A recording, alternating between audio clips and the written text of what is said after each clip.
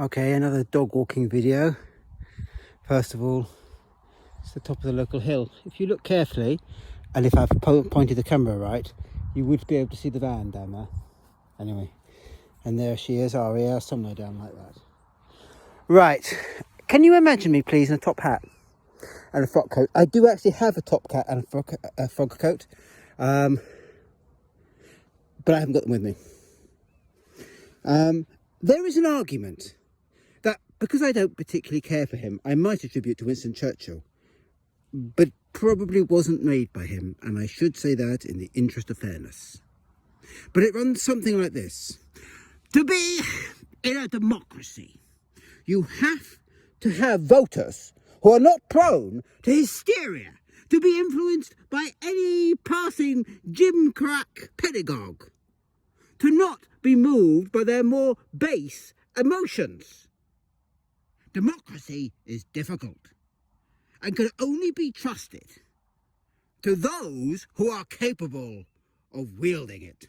Now, that argument is actually in Plato and was used repeatedly through the 19th century to restrict suffrage to middle-class men and the aristocrats. You can hear it in the argument.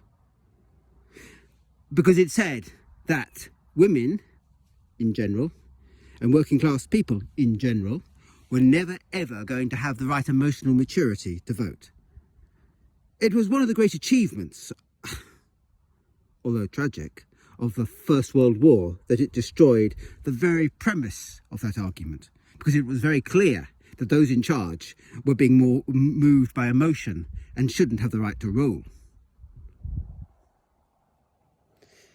But doesn't it immediately occur to you, and this is where I need my top hat and my frock coat, that this argument is of renewed relevance?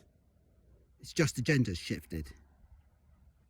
Looking at recent elections, particularly in America, but also Brexit, it's very, very clear that in a very complicated world where you need a high pitch of emotional literacy, gender has once become a marker. A marker for who should vote and who shouldn't vote, who's got the maturity to do it, and you can see where this is going, and who clearly have not. And with the vehemence of Winston Churchill, I guess one must argue, it is very clear that in these troubled times of ours, men must lose the right to vote. They cannot be trusted with the deep emotional literacy that it involves. Now, I could make a case for one or two men, how about me? But I'm not a hypocrite. I accept the logic of my own argument. If my gender can't keep its act together and keep itself straight, then it's a clear-cut case.